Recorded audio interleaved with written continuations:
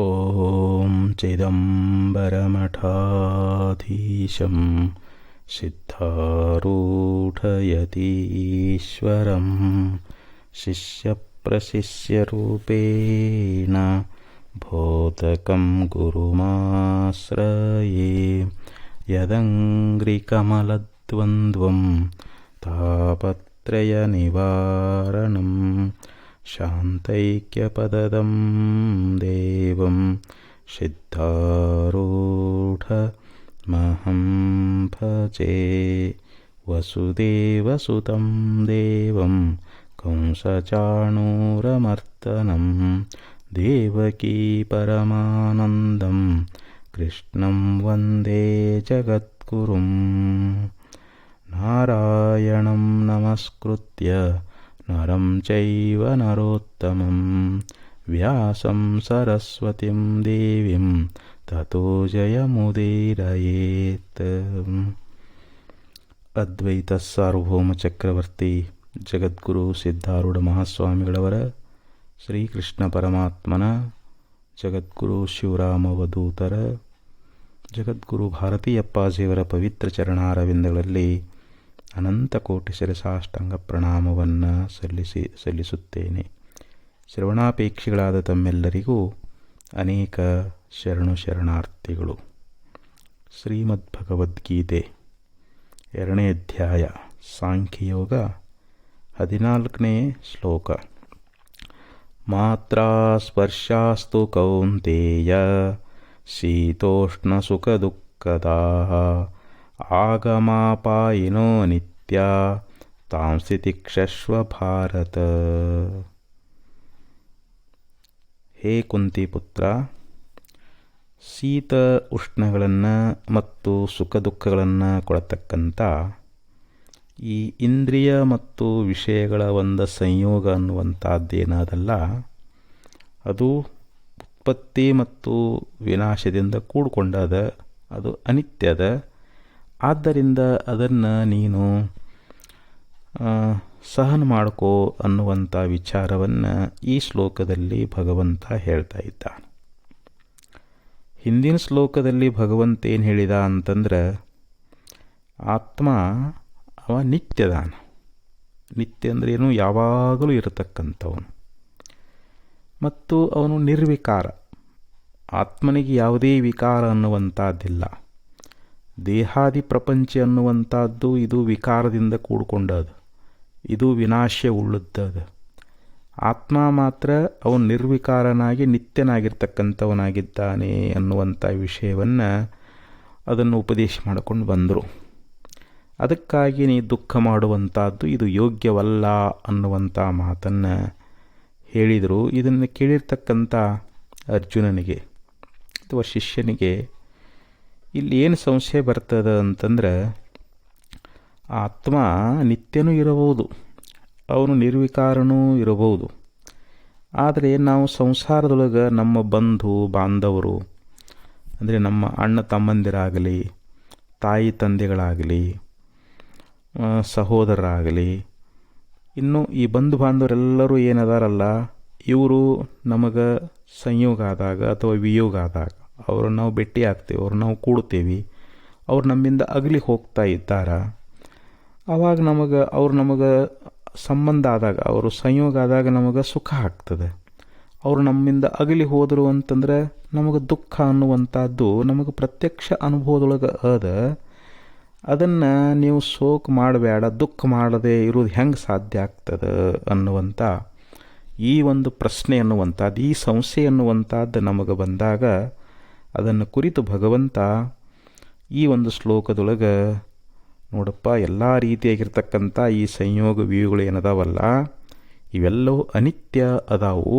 ಅದಕ್ಕೆ ನೀನು ಅವುಗಳನ್ನು ಸಹನ ಮಾಡ್ಕೋ ಅನ್ನುವಂಥ ವಿಚಾರವನ್ನು ಈ ಶ್ಲೋಕದಲ್ಲಿ ಭಗವಂತ ಹೇಳಲಿಕ್ಕೆ ಹೊರಟಿದ್ದಾನೆ. ಅದಕ್ಕಿಲ್ಲಿ ಮಾತ್ರ ಸ್ಪರ್ಶಾಸ್ತು ಕೌಂತೇಯ. ಕೌಂತೇಯ ಅಂದರೆ ಹೇ ಕುಂತಿ ಪುತ್ರನೇ ಅಂತ. ಕುಂತಿ ಪುತ್ರ ಅನ್ನೋದರಿಂದ ಇಲ್ಲಿ ನಾವು ಆತ್ಮಜ್ಞಾನವನ್ನು ಪಡ್ಕೊಳ್ಬೇಕಾಗಿತ್ತು ಅಂತಂದರೆ, ನಾವು ಪರಿಶುದ್ಧವಾಗಿರ್ತಕ್ಕಂಥ ಆತ್ಮದ ಅನುಭವ ಆಗಬೇಕಾದ್ರೆ ಒಳ್ಳೆಯ ಗರ್ಭದಲ್ಲಿ ಹುಟ್ಟಿರಬೇಕು ಅನ್ನುವಂಥದ್ದನ್ನು ಸೂಚಿಸುವುದಕ್ಕೋಸ್ಕರವಾಗಿ ಇಲ್ಲಿ ಕೌಂತೇಯ ಅನ್ನುವಂಥ ಶಬ್ದವನ್ನು ಭಗವಂತ ಪ್ರಯೋಗ ಮಾಡಿದಾನೆ. ಅಂದರೆ ಇಲ್ಲಿ ಕುಂತಿ ಒಳ್ಳೆಯ ವೇದಾಂತ ಸಂಸ್ಕಾರವುಳ್ಳಂಥವಳು, ಕೃಷ್ಣನ ಪರಮ ಭಕ್ತಳಾಗಿದ್ಲು. ಅದಕ್ಕೆ ಆಕೆ ಹೆಸರನ್ನು ಇಲ್ಲಿ ಪ್ರಯೋಗ ಮಾಡಿದ್ದಾರೆ. ಇಲ್ಲಿ ಭಾರತ ಅನ್ನೋದರಿಂದ ಭರತವಂಶದಲ್ಲಿ ಹುಟ್ಟಿದವನು ಅಂತ ಅರ್ಥ. ಕೇವಲ ತಾಯಿ ಮಾತ್ರ ಪವಿತ್ರಳಾಗಿದ್ದರೆ ಸಾಲದು, ನಮ್ಮ ವಂಶವೂ ಕೂಡ ಪವಿತ್ರ ಆಗಿರಬೇಕು ಅನ್ನುವಂಥದ್ದು ಇಲ್ಲಿ ವಾಚಾರ್ಥ. ಲಕ್ಷಾರ್ಥ ಏನಪ್ಪ ಅಂತಂದ್ರೆ, ಕೌಂತೆ ಅಂದರೆ ಏನು, ಶ್ರದ್ಧೆಯಿಂದ ನಾವು ಇದನ್ನು ಲಕ್ಷ್ಯದಿಂದ ಇದನ್ನು ಕೇಳಬೇಕು ಅಂತ, ಕಿವಿ ಕೊಟ್ಟು ಕೇಳಬೇಕಂತಾರೆ, ಏಕಾಗ್ರದಿಂದ ಕೇಳಬೇಕು. ಕೇಳಬೇಕಾದ್ರೆ ನಮ್ಮಲ್ಲಿ ಶ್ರದ್ಧಾ ಇರಬೇಕು ಮತ್ತು ಏಕಾಗ್ರ ಇರಬೇಕು. ಇಲ್ಲಿ ಭಾರತ ಅಂತಂದ್ರೇನು, ಬ್ರಹ್ಮವಿದ್ಯೆಯಲ್ಲಿ ರತನಾಗಿರತಕ್ಕಂಥವನು, ರಮಿಸುವವನು ಅಂತ. ಅಂದರೆ ಬ್ರಹ್ಮವಿದ್ಯೆಯನ್ನೇ ಯಾರು ಇಚ್ಛಾ ಮಾಡ್ತಾ ಇದ್ದಾರೋ ಅಂತ ಅದು ಕೂಡ ಅರ್ಥ ಆಗ್ತದೆ. ಇಲ್ಲಿ ಅರ್ಜುನ ಉತ್ತಮ ವಂಶದಲ್ಲಿಯೂ ಕೂಡ ಹುಟ್ಟಿ ಬಂದಾನ, ಪವಿತ್ರವಾದ ಗರ್ಭದಲ್ಲಿಯೂ ಕೂಡ ಅವನು ಹುಟ್ಟಿರುವುದರಿಂದ ಇಲ್ಲಿ ಬ್ರಹ್ಮವಿದ್ಯೆಯನ್ನು ಕೃಷ್ಣ ಪರಮಾತ್ಮನ ಒಂದು ಮುಖಾಂತರವಾಗಿ ಅವನು ಏಕಾಗ್ರವಾಗಿ ಕೇಳ್ತಾ ಇದ್ದಾನ. ಆದ್ದರಿಂದ ಇಲ್ಲಿ ಭಗವಂತ ಅವನಿಗೆ ಕೌಂತೇಯ ಮತ್ತು ಭಾರತ ಅನ್ನುವಂಥ ಒಂದು ಸಂಬೋಧನೆಯನ್ನು ಮಾಡಿದ್ದಾರೆ ಅಂತ ಇಲ್ಲಿ ನಮಗೆ ಈ ವಿಚಾರ ಅನ್ನುವಂಥದ್ದು ಹೊಳಿತದೆ. ಇಲ್ಲಿ ಭಗವಂತ ಏನು ಹೇಳಿ ಹೊರಟಿದ್ದಾನೆ ಅಂತಂದರೆ, ಮಾತ್ರ ಸ್ಪರ್ಶಾಹ ಅಂತಂದ. ಅಂದರೆ ಯಾವುದರ ಮೂಲಕವಾಗಿ ಯಾವುದೇ ಒಂದು ವಸ್ತುವಿನ ಅಳತೆಯನ್ನು ಮಾಡಲಿಕ್ಕಾಗ್ತದೋ ಮತ್ತು ಅದರ ಸ್ವರೂಪದ ಜ್ಞಾನವನ್ನು ಪಡ್ಕೊಳ್ಳಿಕ್ಕಾಗ್ತದೋ ಅದನ್ನು ಮಾತ್ರ ಅಂತ ಕರೀತಾ ಇದ್ದಾರೆ. ಮಾತ್ರ ಅನ್ನೋದರಿಂದ ಇಲ್ಲಿ ನಾವು ಅಂತಃಕರಣ ಸಹಿತವಾಗಿ ಎಲ್ಲ ಇಂದ್ರಿಯಗಳನ್ನು ತಿಳ್ಕೋಬೇಕು. ನಾವಿಲ್ಲಿ ಯಾವುದೇ ಒಂದು ವಸ್ತುವಿನ ಜ್ಞಾನ ಆಗಬೇಕು ಅಂತಂದರೆ ನಮಗೆ ಅಂತಃಕರಣ ಇರಬೇಕು, ಇಂದ್ರಿಯಗಳು ಇರಬೇಕು. ಮತ್ತು ಇನ್ನು ವಿಷಯಗಳು, ನಮ್ಮ ಮನೋವೃತ್ತಿ ಎನ್ನುವಂಥದ್ದು ಇಂದ್ರಿಯಗಳ ಮುಖಾಂತರವಾಗಿ ಆ ವಿಷಯಗಳಲ್ಲಿ ಸಂಯೋಗ ಆದಾಗ ಆ ವಸ್ತುವಿನ ಒಂದು ಜ್ಞಾನ ಅನ್ನುವಂಥದ್ದು ನಮಗಾಗ್ತದೆ. ಅಂದರೆ ಇಲ್ಲಿ ಅಂತಃಕರಣ ಸಹಿತವಾಗಿ ಇಂದ್ರಿಯಗಳ ಒಂದು ಸಂಬಂಧ ಅಂದರೆ ಅದರ ಒಂದು ಸಂಯೋಗವನ್ನು ಇಲ್ಲಿ ಸ್ಪರ್ಶ ಅಂತ ಕರೀತಾರೆ. ಅಂತಃಕರಣ ಸಹಿತ ಇಂದ್ರಿಯಗಳ ಒಂದು ಶಬ್ದ ಆಗಲಿ, ಸ್ಪರ್ಶ ಆಗಲಿ, ರೂಪ ಆಗಲಿ, ರಸ ಆಗಲಿ, ಗಂಧಗಳಾಗಲಿ, ಈ ಮುಂತಾದ ವಿಷಯಗಳ ಜೊತೆಯಲ್ಲಿ ಯಾವ ಸಂಬಂಧ ಅನ್ನುವಂಥದ್ದು ಆಗ್ತಾ ಇದೆಯೋ ಅದನ್ನೇ ಇಲ್ಲಿ ಭಗವಂತ ಏನಂತ ಹೇಳಿದ, ಮಾತ್ರ ಸ್ಪರ್ಶಾಹ ಅಂತ ಹೇಳ್ತಾ ಇದ್ದಾನೆ. ಆ ಬಳಿಕ ಇಲ್ಲಿ ಶೀತೋಷ್ಣ ಸುಖ ದುಃಖದಾಹ ಅಂತ ಹೇಳಿದ. ಈಗ ನಮಗೆ ಜೀವನದೊಳಗೆ ಶೀತನೂ ಆಗ್ತದೆ, ಉಷ್ಣನೂ ಆಗ್ತದೆ, ಸುಖನೂ ಆಗ್ತದೆ, ದುಃಖನೂ ಆಗ್ತದೆ.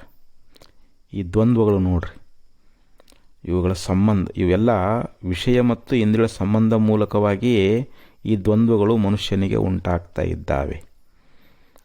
ಹೀಗೆ ಹೇಳೋದ್ರಿಂದ ಇಲ್ಲಿ ಸಮಸ್ತ ವಿಷಯಗಳು ಇಂದ್ರಿಯಗಳ ಜೊತೆಯೊಳಗೆ ಯಾವಾಗ ಒಂದು ಸಂಯೋಗ ಆಗ್ತಾ ಇದ್ದಾವೆ, ಅವು ಸಂಬಂಧ ಆಗ್ತಾ ಇದ್ದಾವೆ, ಆವಾಗ ಈ ದ್ವಂದ್ವಗಳು ಉಂಟಾಗ್ತಾವೆ ನೋಡ್ರಿ. ಈಗ ಶೀತ ಉಷ್ಣ, ರಾಗ ದ್ವೇಷ, ಹರ್ಷ ಶೋಕ, ಸುಖ ದುಃಖ, ಅನುಕೂಲ ಪ್ರತಿಕೂಲ ನೋಡಿ, ಇವೆಲ್ಲ ಈ ಸಮಸ್ತ ದ್ವಂದ್ವಗಳು ಉಂಟಾಗ್ತಾ ಇದ್ದಾವೆ. ನಾವು ಅವುಗಳಲ್ಲಿ ನಿತ್ಯತ್ವ ಬುದ್ಧಿಯನ್ನು ಇಟ್ಟುಕೊಂಡೇವಿ ಅಂತಂದ್ರೆ ಅವು ನಾನಾ ಪ್ರಕಾರದ ಒಂದು ವಿಕಾರವನ್ನು ಉಂಟು ಮಾಡಿ ಅವುಗಳು ನಮಗೆ ದುಃಖವನ್ನು ಕೊಡ್ತಾ ಇದ್ದಾವೆ. ಅವುಗಳ ವಿಕಾರಗಳಿಂದ ನಮಗೆ ದುಃಖವೇ ಆಗ್ತದೆ. ಅದಕ್ಕೆ ಅವುಗಳನ್ನು ಅನಿತ್ಯ ಅಂತ ತಿಳ್ಕೋ ಅಂತ ಹೇಳ್ತಾ ಇದ್ದಾರೆ. ಅವುಗಳ ಸಂಬಂಧವನ್ನು ಯಾವ ಪ್ರಕಾರದಿಂದಲೂ ಇಟ್ಕೊಳ್ಬಾರದು. ಯಾಕಂದರೆ ವಿಕಾರದಿಂದ ಕೂಡಿಕೊಂಡವು ಅಂತಂದ್ರೆ ನೀನು ಅವುಗಳೆಲ್ಲ ಅನಿತ್ಯದಾವು ಅಂಥೇಳಿ ಹಿಂಗೆ ತಿಳ್ಕೋ ಅಂಥೇಳಿ ಇಲ್ಲಿ ಭಗವಂತ ಹೇಳಿಕೆ ಹೊರಟಿದ್ದಾನೆ. ಅಂದರೆ ಇಂದ್ರಿಯಗಳು ಮತ್ತು ವಿಷಯಗಳ ಸಂಯೋಗ ಆದಾಗ ಅಲ್ಲಿ ಉಂಟಾಗ್ತಕ್ಕಂಥ ಒಂದು ಏನು ಸುಖ ದುಃಖಾದಿಗಳದಾವಲ್ಲ ಅವೆಲ್ಲವೂ ನಾಶವುಳ್ಳವುಗಳು, ಅವು ಅನಿತ್ಯ ಅಂಥೇಳಿ ಹೇಳಿ ಅವುಗಳನ್ನು ಸಹನ ಮಾಡಿಕೋ ಅನ್ನುವಂಥ ವಿಚಾರವನ್ನು ಭಗವಂತ ಇಲ್ಲಿ ಹೇಳ್ತಾ ಇದ್ದಾನೆ. ಈಗ ನಮ್ಮ ಇಂದ್ರಿಯ ನೋಡ್ರಿ, ನಮ್ಮ ನೇತ್ರ ಏನು ಮಾಡ್ತದೆ?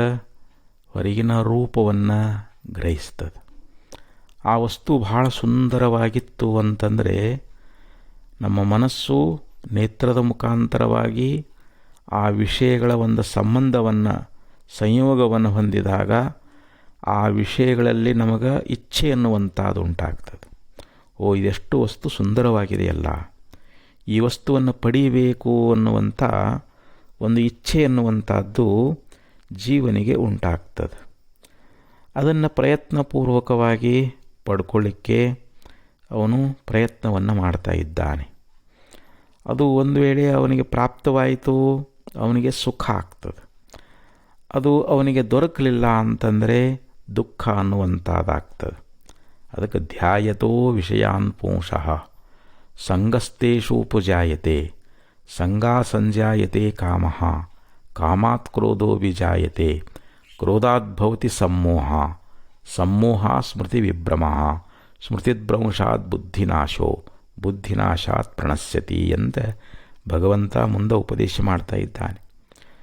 ಅಂದರೆ ಯಾವಾಗ ಧ್ಯಾಯತೋ ವಿಷಯಾನ್ ಪುಂಸ ಅಂದರೆ ಪುರುಷನಾಗಿರ್ತಕ್ಕಂಥವನು ವಿಷಯಗಳನ್ನು ನೋಡಿದಾಗ ಆ ವಿಷಯಗಳನ್ನು ಕುರಿತು ಅದನ್ನೇ ಸಂಸ್ಮರಣೆ ಮಾಡ್ತಾ ಇದ್ದಾರೋ, ಅದರ ಬಗ್ಗೆ ಚಿಂತನೆ ಮಾಡ್ತಾ ಇದ್ದಾನೋ, ಧ್ಯಾಯತಿ ಸಂಗಸ್ತೇಷೂಪಜಾಯತೆ, ಅದರಲ್ಲಿ ಒಂದು ಆಸಕ್ತಿ ಎನ್ನುವಂಥದ್ದು ಉಂಟಾಗ್ತದೆ. ಆ ವಿಷಯಗಳ ಸ್ಮರಣೆ ಮಾಡಿದಾಗ ಅದು ಸುಖ ಅಂತ ಅನ್ನಿಸ್ತದೆ. ಅದನ್ನು ಪಡ್ಕೊಂಡ್ರೆ ನನಗೆ ಸುಖ ಆಗ್ತದೆ ಅಂಥೇಳಿ ಅದರಲ್ಲಿ ಅವನಿಗೆ ಕಾಮಭಾವನೆ ಉಂಟಾಗ್ತದೆ. ಅವುಗಳ ಸಂಗ ಆಯಿತು ಅಂತಂದರೆ ಅವುಗಳ ಬಯಕೆ ಅನ್ನುವಂಥದ್ದು, ಅದನ್ನು ಪಡ್ಕೊಳ್ಬೇಕನ್ನುವಂಥ ಆಸೆ ಅನ್ನುವಂಥದ್ದು ಉಂಟಾಗ್ತದೆ. ಅದಕ್ಕೆ ಸಂಗ ಸಂಜಾಯತೆ ಕಾಮಃ ಕಾಮಾತ್ ಕ್ರೋಧೋ ವಿಜಾಯತೆ.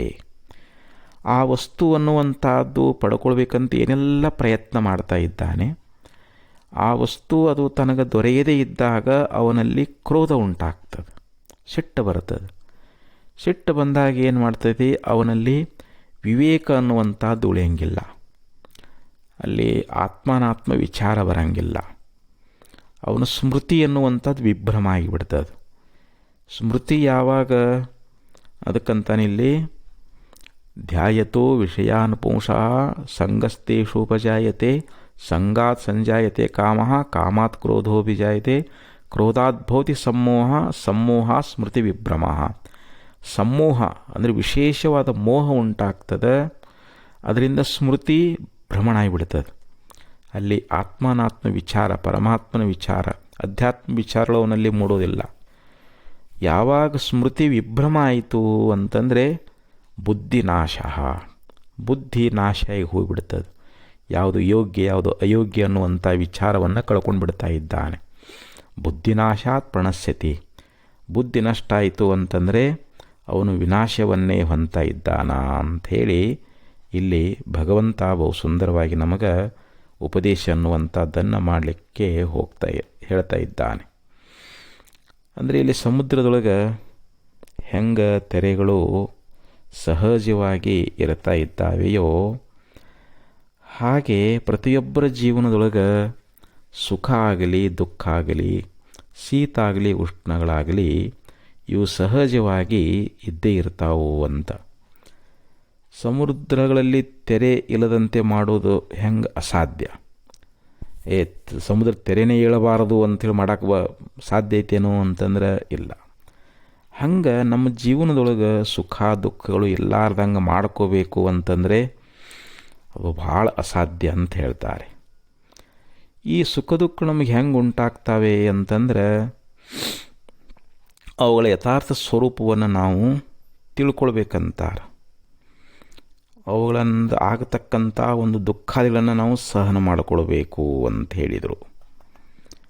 ಅದಕ್ಕಿಲ್ಲಿ ಕೃಷ್ಣ ಪರಮಾತ್ಮ ಅರ್ಜುನ ಕೃಷ್ಣ ಪರಮಾತ್ಮನ ಕುರಿತು ಹೇಳ್ತಾನೆ, ಹೇ ಭಗವಂತ, ಈ ಭೀಷ್ಮ, ದ್ರೋಣ ಇವರೆಲ್ಲರೂ ನಮ್ಮ ಆಪ್ತರಾಗಿದ್ದಾರೆ, ನಮಗೆ ಅತ್ಯಂತ ಪ್ರಿಯರಾಗಿದ್ದಾರೆ. ಮತ್ತು ಅವರು ಸತ್ತು ಹೋದ್ರೆ, ಅವರು ಅಕಸ್ಮಾತ್ ಮರಣವನ್ನು ಹೊಂದಿದರು ಅಂತಂದ್ರೆ ಇದು ಭಾಳ ನಷ್ಟ ಆಗುವುದಿಲ್ಲೇನು ಅಂಥೇಳಿ ಇಲ್ಲಿ ಅರ್ಜುನನ ಒಂದು ಪ್ರಶ್ನೆ ಅನ್ನುವಂಥದ್ದು. ಅಂದರೆ ಇಲ್ಲಿ ಅವರು ಸಾಯ್ತಾರ ಅನ್ನುವಂಥದ್ದು ಒಂದು ದುಃಖ, ಅವರು ಸಾಯಬಾರದು ಅಂತ. ಯಾಕೆ ಅವರಲ್ಲಿ ಅವನಿಗೆ ಮೋಹ ಮಮಕಾರಗಳದ. ಆ ಮೋಹ ಮಮಕಾರ ಕೂಡಿದ್ರಿಂದ ಅವರು ಸಾಯ್ತಾರ ಅನ್ನುವಂಥ ಒಂದು ದುಃಖದಿಂದ ಇಲ್ಲಿ ಅರ್ಜುನ ಕೂಡಿಕೊಂಡಿದ್ದಾನೆ. ಈಗ ನಮ್ಮ ಮನೆಯೊಳಗೆ ಯಾರಾದರೂ ಆಪ್ತರು, ಬಂಧುಗಳು, ನಮಗೆ ಸಂಬಂಧಿಕರು ಯಾರಾದರೂ ತೀರ್ಕೊಂಡ್ರು ಅಂತಂದ್ರೆ ನಮಗೆ ಸಹಜವಾಗಿ ದುಃಖ ಆಗೇ ಆಗ್ತದೆ ಅಂಥೇಳಿ ಇಲ್ಲಿ ಅರ್ಜುನನಲ್ಲಿ ಒಂದು ಶೋಕ ಮೋಹ ಅನ್ನುವಂಥದ್ದು, ಅವನಲ್ಲಿ ಮೋಹದಿಂದಲೇ ಅವನಿಗೆ ದುಃಖ ಅನ್ನುವಂಥದ್ದಾಗ್ಯದ. ಅದಕ್ಕೆ ಪರಮಾತ್ಮ ಈ ಒಂದು ಶ್ಲೋಕದೊಳಗೆ ಅವನಿಗೆ ಒಂದು ಸಮಾಧಾನವನ್ನು ಮಾಡ್ತಾ ಇದ್ದಾನೆ. ನೋಡಪ್ಪ ಹೆಂಗೆ ಒಂದು ದೃಷ್ಟಾಂತ, ಒಂದು ಹಲಸಿನ ಹಣ್ಣು ನಾವು ಅದರ ಹಣ್ಣನ್ನು ಬಿಡಿಸ್ಬೇಕು ಅಂತಂದ್ರೆ ಅದು ನಮ್ಮ ಕೈಗೆ ಅಂಟ್ಕೊಳ್ಬಾರದು. ಅಂಟ್ಕೊಳ್ಬಾರ್ದಪ್ಪ ಅಂತಂದ್ರೆ ಅದಕ್ಕೆ ನಾವು ಎಣ್ಣೆ ಹಚ್ಕೊಳ್ಬೇಕಂತಾರೆ. ಎಣ್ಣೆ ಹಚ್ಕೊಂಡು ಅದನ್ನು ನಾವು ಹಲಸಿನ ಹಣ್ಣು ಬಿಡಿಸಿದ್ರೆ ನಮಗೆ ಅದು ಅಂಟೋದಿಲ್ಲ. ಹಂಗೆ ಇಲ್ಲಿ ಈ ಶ್ಲೋಕದೊಳಗೆ ಬರ್ತಕ್ಕಂಥ ಒಂದು ಮಾತ್ರ ಸ್ಪರ್ಶಾಸ್ತು ಕೌಂತೇಯ ಅಂತೇನು ಭಗವಂತ ಇಲ್ಲಿ ಉಪದೇಶ ಮಾಡಿದಲ್ಲ, ಅದಕ್ಕೆ ಆಚಾರ್ಯರು ಮಾತ್ರ ಅನ್ನಲಿಕ್ಕೆ ಬರಿತಾ ಇದ್ದಾರೆ. ಮೀಯತೆ ಏಭಿರಿತಿ ಮಾತ್ರಾಹ ಅಂದರೆ ಅಳಿಯುವ ಸಾಧನಕ್ಕೆ ಮಾತ್ರ ಅಂತ ಅರ್ಥ ಮಾಡಿದ್ದಾರೆ ಇಲ್ಲಿ. ಅಂದರೆ ಪರಮಾತ್ಮ ನಮ್ಮೆಲ್ಲರ ದೇಹದೊಳಗೆ ಪಂಚ ಜ್ಞಾನೇಂದ್ರಿಯಗಳನ್ನು ಕೊಟ್ಟಾನ. ಆ ಪಂಚ ಜ್ಞಾನೇಂದ್ರಿಯಗಳು ತಮ್ಮ ವಿಷಯಗಳಲ್ಲಿ ಹೋಗ್ತಾ ಇದ್ದಾವೆ. ಅವು ಏನನ್ನು ಅಳತೆ ಮಾಡ್ತಾವೆ ಅಂತಂದ್ರೆ ಈ ಜಗತ್ತಿನಲ್ಲಿರ್ತಕ್ಕಂಥ ಪಂಚ ವಿಷಯಗಳು, ಅಂದರೆ ಶಬ್ದ, ಸ್ಪರ್ಶ, ರೂಪ, ರಸ, ಗಂಧ. ನೋಡಿರಿ, ಈ ಜಗತ್ತಿನ ಒಂದು ಶಬ್ದಗಳನ್ನು ಅಳತೆ ಮಾಡೋದು ಯಾವುದು? ಶ್ರೋತ್ರೇಂದ್ರಿಯ. ಯಾವುದೇ ಒಂದು ಶಬ್ದ, ಸಂಗೀತ ನಾದ ಬಂತು ಅಂತ ತಿಳ್ಕೊಳ್ರಿ, ನಮ್ಮ ಮನಸ್ಸು ಶ್ರೋತ್ರೇಂದ್ರಿಯದ ಮೂಲಕವಾಗಿ ಆ ಶಬ್ದವನ್ನು ಅದು ಗ್ರಹಣ ಮಾಡ್ತೀವಿ. ಇಂಥದ್ದೇ ಶಬ್ದ ಅನ್ನುವಂಥ ಜ್ಞಾನ ಎದಕ್ಕಾಗ್ತದೆ? ನಮ್ಮ ಶ್ರೋತ್ರೇಂದ್ರಿಯಕ್ಕೆ ಆಗ್ತದೆ. ಶ್ರೋತ್ರೇಂದ್ರಿಯ ಇಲ್ಲದೆ ಹೋದರೆ ನಮಗೆ ಶಬ್ದ ಜ್ಞಾನ ಆಗೋದಿಲ್ಲ. ಸ್ಪರ್ಶವನ್ನು ಅಳೆಯುವುದು ಯಾವುದು? ತ್ವಗೇಂದ್ರಿಯ. ಇದು ಉಷ್ಣದ ಅಥವಾ ಇದು ತಂಪದ ಅಂತಾಗಲಿ, ಇದು ಮೃದು ಅದ ಅಥವಾ ಬಿರುಸದ ಅಂತಾಗಲಿ, ಇದನ್ನು ತಿಳ್ಕೊಳ್ಳುವಂಥದ್ದು ಯಾವುದು ಅಂತಂದರೆ ಇಲ್ಲಿ ತ್ವಗೇಂದ್ರಿಯ ಅಂತ. ಹಂಗೆ ರೂಪವನ್ನು ಅಳೆಯುವಂಥದ್ದು ಯಾವುದು? ನೇತ್ರೇಂದ್ರಿಯ. ರಸವನ್ನು ಅಳೆಯುವಂಥದ್ದು ಯಾವುದು? ಜಿಹ್ವೇಂದ್ರಿಯ, ನಾಲಿಗೆ ಅಂತ. ಗಂಧಗಳನ್ನು ಅಳೆಯುವಂಥದ್ದು ಯಾವುದು? ಘ್ರಾಣೇಂದ್ರಿಯ, ನಮ್ಮ ಮೂಗು ಅನ್ನುವಂಥದ್ದು ಇದು ಸುಗಂಧದ, ಇದು ದುರ್ಗಂಧದ ಅನ್ನುವಂಥದ್ದನ್ನು ಅಳತೆ ಮಾಡ್ತದೆ ಅಂತ. ಆದ್ದರಿಂದ ಈ ಪ್ರಪಂಚದಲ್ಲಿರ್ತಕ್ಕಂಥ ಈ 5 ವಿಷಯಗಳೇನದಾವು ಅಂತಂದರೆ ಇವುಗಳಿಗೆ ಯಾವುದು ಯಾವ ಒಂದು ಶಬ್ದ, ಸ್ಪರ್ಶ, ರೂಪ, ರಸ, ಗಂಧ ಅನ್ನುವಂಥ ಈ ಪಂಚ ವಿಷಯಗಳನ್ನು ಅಳಿತಾದ ಅಂತ. ಅದಕ್ಕೆ ಇದನ್ನು ವಿಭಾಗ ಮಾಡಿ ತಿಳ್ಕೋಬೇಕಂತೇಳಿ ಭಗವಂತ ನಮಗೆ ಇಲ್ಲಿ ಉಪದೇಶ ಮಾಡಲಿಕ್ಕತ್ತಿದ್ದಾನೆ. ಇಲ್ಲಿ ನಮಗೆ ಸುಖ ದುಃಖ ಅನ್ನುವಂಥದ್ದು ಇವು ಬರಬೇಕಾಗಿತ್ತು ಅಂತಂದ್ರೆ ಈ ಹೊರಗಿನ ವಿಷಯಗಳೇ ಕಾರಣಗಳಲ್ಲ ಅಂತ ಹೇಳ್ತಾ ಇದ್ದಾರೆ. ಒಳಗಿನ ಇಂದ್ರಿಯಗಳು ಅಂತೇನದಾವಲ್ಲ ಅವು ಕೂಡ ಕಾರಣ ಅಲ್ಲ. ವಿಷಯಗಳು ಹೊರಗದಾವು, ಇಂದ್ರಿಯಗಳು ಇವು ಒಳಗದಾವು. ಇವು ಎರಡಕ್ಕೂ ಸಂಬಂಧ ಇಲ್ದಂಗೆ ಇದ್ದುಬಿಟ್ರೆ ನಮಗೆ ಸುಖ ದುಃಖನೇ ಆಗಂಗಿಲ್ಲ ಅಂತ ಹೇಳ್ತಾರೆ. ಈ ಗಾಢವಾದ ನಿದ್ರೆ ಹತ್ತೈತೆ ಅಂತ ತಿಳ್ಕೊಡ್ರಿ ನೀವು. ನಮಗೆ ಪಂಚ ಜ್ಞಾನೇಂದ್ರಿಯಗಳು ಅದಾವೆ, ಹೊರಗೆ ಪಂಚ ವಿಷಯಗಳು ಅದಾವೆ. ಆವಾಗ ನಮಗೆ ಅದರದ್ದು ದುಃಖನೇ ಆಗಂಗಿಲ್ಲ ನಮಗೆ ಗಾಢ ನಿದ್ರೆ ಒಳಗೆ. ಯಾಕಂದ್ರೆ ಅವುಗಳ ಸಂಬಂಧನೇ ಆಗಿಲ್ಲ ಅಂತ. ನಮಗೆ ಯಾವಾಗ ಎಚ್ಚರಿಕೆ ಬಂದಾಗ ಈ ವಿಷಯಗಳಿಗೂ ಇಂದ್ರಿಯಗಳಿಗೂ ಸಂಯೋಗ ಆಗ್ತದೆ. ಅಂದರೆ ಶಬ್ದಕ್ಕೆ ನಮ್ಮ ಶ್ರೋತ್ರೇಂದ್ರಿಯ ಸಂಬಂಧಪಟ್ಟಾಗ ಅಥವಾ ಸ್ಪರ್ಶಕ್ಕೆ ಚರ್ಮ ಅನ್ನುವಂಥದ್ದು ಸಂಬಂಧಪಟ್ಟಾಗ, ಹೀಗೆ ಆಯಾ ವಿಷಯಗಳು ಆ ಇಂದ್ರಿಯಗಳಿಗೆ ಸಂಬಂಧ ಆದಾಗ ಮಾತ್ರ ನಮಗೆ ಸಂಸಾರದಲ್ಲಿ ಸುಖ ದುಃಖಗಳು ತೋರ್ತಾವೆ ಅಂತ ಹೇಳ್ತಾ ಇದ್ದಾರೆ. ನೋಡಿ, ಸಂಸಾರದಲ್ಲಿ ಒಬ್ಬನಿಗೆ ಒಂದು ಸಿಹಿ ಪದಾರ್ಥ, ಅವನು ಆರೋಗ್ಯವಂತನಿದ್ದಾಗ ಸಿಹಿ ಪದಾರ್ಥವನ್ನು ಬಹಳ ಇಷ್ಟಪಡ್ತಾನೆ, ಬಹಳ ಅದನ್ನು ಸಂತೋಷವಾಗಿ ಊಟ ಮಾಡ್ತಾ ಇದ್ದಾನೆ. ಅಕಸ್ಮಾತ್ ಅವನಿಗೆ ಯಾವುದೋ ಒಂದು ಶುಗರ್ ಬಂತು ಅಂತ ಡಾಕ್ಟ್ರ್ ಹೇಳ್ತಾರೆ, ನೋಡಪ್ಪ ನೀ ಸಿಹಿ ಪದಾರ್ಥಗಳನ್ನ ವರ್ಜ್ಯ ಮಾಡಬೇಕು, ಅದನ್ನು ನೀನು ತಿನ್ನಕ್ಕೆ ಹೋಗಬಾರ್ದು ಅಂತ ಹೇಳಿದ ಕೂಡಲೇ ಅವ ಏನು ಮಾಡ್ತಾನೆ, ಮೊದಲು ಅದರ ಮೇಲೆ ಎಷ್ಟು ಪ್ರೀತಿ ಇರ್ತದೆ, ಅದನ್ನು ಎಷ್ಟು ಆಸಕ್ತಿ ತಿಂತಿರ್ತಾನೆ. ಈಗ ಆ ಸಿಹಿ ಪದಾರ್ಥ ನೋಡಿದಾಗ ಅವನಿಗೆ ಇದು ಬೇಡಪ್ಪ ಅಂತ ಅನಿಸ್ತದೆ. ನೋಡು, ಒಂದು ಕಾಲದಲ್ಲಿ ಅದು ಸುಖ ಕೊಟ್ಟರೆ ಮತ್ತೊಂದು ಕಾಲದಲ್ಲಿ ಅದು ದುಃಖವನ್ನು ಕೊಡ್ತದೆ ಅಂತ. ಈಗ ಬ್ಯಾಸಿಗೆಯೊಳಗೆ ತಂಪಾದ ಗಾಳಿ ಬೀಸ್ತು ಅಂತ ತಿಳ್ಕೊಡ್ರಿ ನೀವು, ಆವಾಗ ಅದು ಭಾಳ ಸುಖ ಕೊಡ್ತದೆ. ಅದ ಒಂದು ಚಳಿಗಾಲದೊಳಗೆ ತಂಪು ಗಾಳಿ ಬೀಸ್ತು ಅಂತಂದ್ರೆ ಅವಾಗ ನಮಗೆ ದುಃಖ ಕೊಡ್ತದೆ. ನೋಡಿರಿ, ಒಬ್ಬರಿಗೆ ಇಷ್ಟವಾಗಿರ್ತಕ್ಕಂಥ ವಿಷಯ ಮತ್ತೊಬ್ಬರಿಗೆ ಅನಿಷ್ಟ ಆಗ್ತದೆ ಅಂತ. ಅಂದರೆ ಇದು ಒಂದು ಪ್ರಕೃತಿಯ ನಿಯಮ. ಅದಕ್ಕೆ ಇಲ್ಲಿ ನಾವು ಶ್ರವಣವನ್ನು ಕೇಳಬೇಕಾದ್ರೆ ಈ ಸುಖ ದುಃಖ ಕಡೆ ನಾವು ಲಕ್ಷ್ಯವನ್ನು ಕೊಡಬಾರದು ಅಂತ ಹೇಳ್ತಾ ಇದ್ದಾರೆ. ಅದಕ್ಕೆ ಹೇಳ್ತಾರೆ, ಊಟಕ್ಕೆ ವಿಷಯಕ್ಕೆ ಮರುಗುತಿಪ್ಪ ತಂಗೆ ಕೂಟ ಒಪ್ಪುವುದೇ ಶಿವಪದದಳು. ನಾವು ಶಿವನ ಸಾಕ್ಷಾತ್ಕಾರ ಮಾಡಿಕೊಳ್ಬೇಕಾಗ್ಯದ, ಶಿವನ ದರ್ಶನವನ್ನು ಮಾಡಿಕೊಳ್ಬೇಕಾಗ್ಯದ.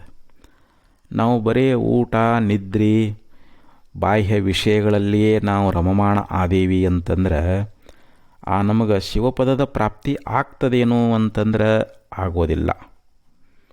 ಯಾಕಂದರೆ ಅವುಗಳ ಕಡೆಗೆ ನಾವು ಲಕ್ಷ್ಯ ಇರಬಾರದು ಅಂತ ಹೇಳ್ತಾ ಇದ್ದಾರೆ. ಮನಸ್ಸಿಗೇ ಸುಖ ದುಃಖಗಳ ಸಂಬಂಧ ಇಲ್ಲದೇ ಇದ್ದಾಗ ನಾವು ಶ್ರವಣಾದಿಗಳನ್ನು ಮಾಡಿ ಆತ್ಮಜ್ಞಾನವನ್ನು ಪಡೆಯಬಹುದು ಅಂತ ನಮಗೆ ಮಹಾತ್ಮರು ಹೇಳ್ತಾ ಇದ್ದಾರೆ. ಮತ್ತು ಈ ಸುಖ ದುಃಖ ಕಳ್ಕೊಳ್ಬೇಕಾದ್ರೆ ಏನಾದರೂ ಇದಕ್ಕೊಂದು ಉಪಾಯ ಐತೇನು ಅಂತಂದ್ರೆ ಭಗವಂತ ಏನು ಹೇಳಿದ, ಆಗಮಾಪಾಯಿನಃ ಅನಿತ್ಯಾಹ ಅಂತ ಹೇಳ್ತಾ ಇದ್ದಾನೆ. ಆಗಮಾಪಾಯನ ಅಂದ್ರೆ ಏನು? ಆಗಮ ಅಂತಂದ್ರೆ ಬರೋದು, ಅಪಾಯನ ಅಂದ್ರೆ ಹೋಗುವುದು ಅಂತಂದ್ರೆ. ಆಗಮ ಅಂದ್ರೆ ಅದು ಹುಟ್ಟಿದ್ದು, ಅಪಾಯನ ಅಂದ್ರೆ ಅದು ನಾಶ ಉಳ್ಳದ್ದು ಅಂತ. ಏನು ಸುಖ ದುಃಖಗಳು ಏನದಾವಲ್ಲ ಇವು ಬರ್ತಾವು ಹೋಗ್ತಾವು, ಇವು ಏನದಾವು ಹುಟ್ಟ್ಯಾವು ಮತ್ತು ನಾಶ ಉಳ್ಳವುಗಳಾಗಿದ್ದಾವೆ. ಆದ್ದರಿಂದ ಇವು ಅಂತಃಕರಣಕ್ಕೆ ಸಂಬಂಧದವೇ ಹೊರತು ಆತ್ಮನಿಗೆ ಇವುಗಳ ಸಂಬಂಧ ಅನ್ನುವಂಥದ್ದಿಲ್ಲ. ಆತ್ಮನಿಗೆ ವಿಷಯಗಳ ಸಂಬಂಧ ಅಂತಃಕರಣ ಸಂಬಂಧ ಐತೇನು ಅಂತಂದ್ರೆ ಇಲ್ಲವೇ ಇಲ್ಲ. ಅದಕ್ಕೆ ಈ ಸುಖ ದುಃಖಗಳೇನದಾವು ಅಂತಂದರೆ ಇವು ಬಂದು ಹೋಗ್ತಾ ಇದ್ದಾವೆ. ನಿನಗೆ ಸುಖ ಬರಲಿ, ದುಃಖ ಬರಲಿ, ಶೀತ ಬರಲಿ, ಉಷ್ಣ ಬರಲಿ, ಮಾನ ಬರಲಿ, ಅಪಮಾನ ಬರಲಿ, ಇವೇನು ದ್ವಂದ್ವಗಳದಾವಲ್ಲ ಇವು ಒಂದು ನಂತರ ಬರ್ತಾವು ಮತ್ತು ಹೋಗ್ತಾ ಇದ್ದಾವೆ. ಸುಖಸ್ಯಾನಂತರಂ ದುಃಖಂ, ದುಃಖಸ್ಯಾನಂತರಂ ಸುಖಂ, ಚಕ್ರವತ್ ಪರಿವರ್ತಂತೆ. ಒಂದು ಚಕ್ರ ಅನ್ನುವಂಥದ್ದು ಹೆಂಗೆ ತಿರುಗ್ತಾ ಇರ್ತದೋ ಹಂಗೆ ಈಗ ಸುಖ ಅದಂದ್ರೆ ಮುಂದೆ ದುಃಖ ಅದ, ದುಃಖ ಆದಮೇಲೆ ಮತ್ತೆ ಸುಖ ಅದ, ಇವು ತಿರುಗ್ತಾ ಇರ್ತಾವು ಅಂತ. ಆದ್ದರಿಂದ ಇವುಗಳನ್ನು ನೀನು ಸಹನ ಮಾಡಿಕೋ ಅಂತ ಭಗವಂತ ಹೇಳ್ತಾ ಇದ್ದಾನೆ. ಅವುಗಳು ಯಾವಾಗಲೂ ಸ್ಥಿರವಾಗಿರಂಗಿಲ್ಲ. ಈಗ ನಮಗೆ ಸುಖ ಬಂದದ ಅಂತಂದ್ರೆ ಅದು ಹಂಗೆ ಇರ್ತದೇನಪ್ಪ ಅಂತಂದ್ರೆ ಹಂಗೆ ಇರಂಗಿಲ್ಲ ಅಂತ ಹೇಳ್ತಾ ಇದ್ದಾರೆ. ಈ ಸುಖ ದುಃಖಗಳು ಇದು ಯಾವುದ್ರ ಧರ್ಮ ಅಂತಂದ್ರೆ ಇದು ನಮ್ಮ ಮನಸ್ಸಿನ ಧರ್ಮ. ಸುಖ ದುಃಖ ನಮ್ಮ ಮನಸ್ಸಿನೊಳಗದಾವ, ಅಂತಃಕರಣದ ಧರ್ಮ. ಇವು ಆತ್ಮನ ಧರ್ಮ ಅಲ್ಲ. ಆತ್ಮನಿಗೆ ಸುಖ ದುಃಖಗಳು ಇಲ್ಲವೇ ಇಲ್ಲ. ಅದಕ್ಕೆ ಇಲ್ಲಿ ಮನಸ್ಸಿನ ಧರ್ಮವಾಗಿರ್ತಕ್ಕಂಥ ಸುಖ ದುಃಖಗಳನ್ನು ಇಲ್ಲಿ ಆತ್ಮನಲ್ಲಿ ಆರೋಪ ಮಾಡಿಕೊಂಡಾನ. ಅಂದರೆ ಸುಖ ದುಃಖಗಳು ನನಗೆ ಅದಾವು ಅಂತ ಇಲ್ಲಿ ಜೀವ ತಿಳ್ಕೊಂಡು ಬಿಟ್ಟಿದ್ದಾನ. ಜೀವ ಅಂದರೆ ಯಾರು? ಪ್ರತ್ಯೇಕಾತ್ಮ. ಜೀವ ಪ್ರತ್ಯೇಕಾತ್ಮನ ಸ್ವರೂಪನದಾನ. ಜೀವ ಬೇರೆ ಅಲ್ಲ, ಇಲ್ಲಿ ಆತ್ಮ ಬೇರೆ ಅಲ್ಲ. ಇಲ್ಲಿ ಇವೆಲ್ಲ ನನಗೆ ಅದಾವು ಅಂತ ತಿಳ್ಕೊಂಡಾನ. ಇವೆಲ್ಲ ಅಂತಃಕರಣ ಧರ್ಮ ಅನ್ನುವಂಥದ್ದು ಅದಾವು ಅಂತ ಇವತ್ತು ತಿಳ್ಕೊಂಡ್ರೆ ಇವ ಸುಖಿಯಾಗಿ ಬಿಡ್ತಾನೆ. ಸುಖ ದುಃಖಗಳು ನನಗೇನು ಸಂಬಂಧ ಇಲ್ಲಪ್ಪ, ಇವೆಲ್ಲ ಮನೋಧರ್ಮಗಳದಾವು, ಮನಸ್ಸೇ ನಾನಲ್ಲ, ಅದು ಮನಸ್ಸು ನನಗೆ ಸಂಬಂಧವೇ ಇಲ್ಲ ಅಂಥೇಳಿ ಹಿಂಗೆ ತಿಳ್ಕೊಂಡ ಅಂತಂದ್ರೆ ಅವನು ಸುಖಿ ಆಗ್ತಾನ ಅಂತ. ಈ ಅಂತಃಕರಣ ಅನ್ನುವಂಥದ್ದು ಇದು ಉಪಾಧಿ ಅದು. ಈ ಉಪಾಧಿಯಾಗಿರ್ತಕ್ಕ ಅಂತಃಕರಣ ಅನ್ನುವಂಥದ್ದು ಇದು ನಿನಗಿಲ್ಲ ಅಂತಂದ ಬಳಿಕ ಅವುಗಳ ಧರ್ಮಗಳಾಗಿರ್ತಕ್ಕಂಥ ಸುಖ ದುಃಖಗಳು ನಿನಗೆ ಅದಾವೇನು ಅಂತಂದ್ರೆ ಇಲ್ಲವೇ ಇಲ್ಲ ಅಂತಂದ್ರೆ, ಅಂದರೆ ಆತ್ಮನಿಗೆ ಸುಖ ದುಃಖ ಮಾನ ಅಪಮಾನ ಸೋಲು ಗೆಲುವು ಇವೆಲ್ಲ ಏನು ದ್ವಂದ್ವಗಳದಾವಲ್ಲ, ಇವು ಯಾವೂ ಆತ್ಮನಿಗೆ ಸಂಬಂಧವೇ ಇಲ್ಲ ಅಂತ ಹೇಳಿದರು. ಅಂದರೆ ನಾವು ಅವುಗಳನ್ನು ಸಾಕ್ಷಿ ಭಾವದಲ್ಲಿ ನೋಡಬೇಕು. ಮನಸ್ಸಿನಲ್ಲಿ ಆಗ್ತಕ್ಕಂಥ ಸುಖ ದುಃಖಗಳನ್ನು ಇಲ್ಲಿ ನಾವು ಸಾಕ್ಷಿಯಾಗಿದ್ದುಕೊಂಡು ಅರಿಬೇಕು ಅಂತ ಹೇಳ್ತಾರೆ.